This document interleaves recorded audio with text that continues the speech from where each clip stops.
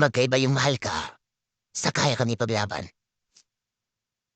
Oo, mahal ka niya. Pero ang tanong, kaya ka ba na ipaglaban? Yung mahal ka, puso ang nadilikta nun. More on emotion. Pero yung ipaglalaban ka, isip ang nadilikta nun. More on decision. Mahal ka niya. Hindi na yung choice.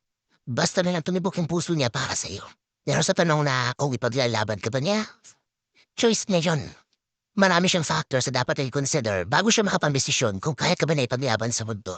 May mga pagkakataong maramdaman mo na mahal ka talaga ng isang tao.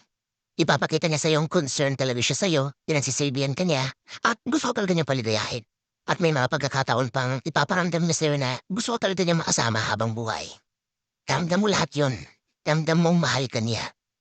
Pero dahil sa mga sitwasyong hindi niya pareho kontrolado, yung pagmamahal niya, hanggang dun na lang yung it's either hindi ka niya kayang piliin na makasama habang buhay dahil nakatali na siya, o kaya naman ang relasyon niyo ay mali sa mata ng lipunan. O kaya naman, mas may future ang anak niya kapag pinili niya yung isa. Pwede din namang ayaw niyang ma-judge ng ibang tao kapag ikaw ang kasama niya. At marami pang ibang posibleng rason sa part niya. Pero ang masakit doon, alam mo at ramdam mong mahal ka niya. Nasa sayo ang puso niya, pero nakatali yung mga kamay niya. Kaya hindi ka niya may paglaban sa mapangusgang lipunan. May mga nagmamahal sa'yo na hanggang dun na lang. Hindi ka niya kayang panindigan. Yung ang kaya niya lang ibigay sa'yo ay hanggang dun sa nararamdaman lang. Pero hindi ka kayang piliin at magstay ng pangmatagalan. Kaya kung pipili ka na makakasama sa buhay, hindi sapat na mahal ka lang niya. Piliin mo yung taong kaya ka din niyang ipaglaban sa iba. Yung taong hindi lang mag-stay sa moment ng kasiyahan.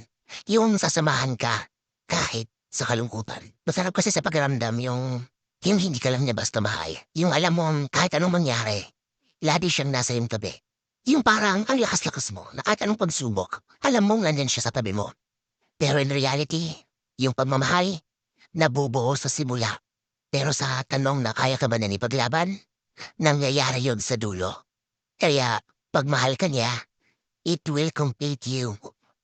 Pero sa tanong na, ipaglalaban ka ba niya, it will break you.